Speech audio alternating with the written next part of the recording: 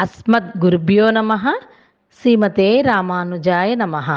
నేటి మంచి మాట అనన్య భక్తి గురించి తెలుసుకుందామా? ఈరోజు మనది అంతా వాత్సల్య భక్తి. అటు తర్వాత మన లోపల టైం ఉంటే తర్వాత అనన్య భక్తిని చూపిస్తాము. జగత్తులో దైవం తప్ప మరేమీ లేదు అని విశ్వసించటమే అనన్య భక్తి.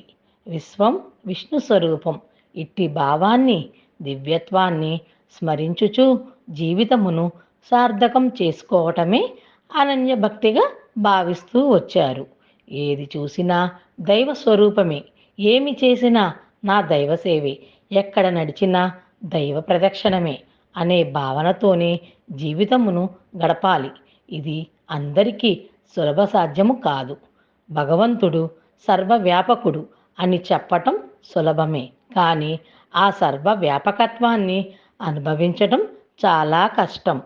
నీవు తప్ప నాకు దిక్కెవరు అంటూనే ఇంకొక పక్క నా బంధువులు, నా వారు ఉన్నారని వారినే తలుచుకుంటూ ఉంటాము. నిజంగా భగవంతునితో అనురక్తిని కలిగి ఉండాలి. దైవం సర్వవ్యాపకత్వం ఒక్కసారి అనుభవం పొందితే ప్రపంచ విషయాలపై ఆసక్తి తగ్గిపోతుంది.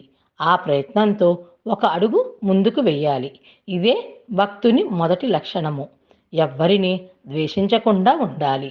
ఏ జీవునికి నమస్కరించినా నా దైవమునకు నమస్కరించినట్లే అని భావించాలి. అదేవిధంగా ఏ జీవుని తిరస్కరించినా దైవాన్ని తిరస్కరించినట్లే అని మనము తెలుసుకోవాలి. ఇదే అనన్య భక్తికి తొలిమెట్టు. సర్వం శ్రీకృష్ణార్పణమస్తు.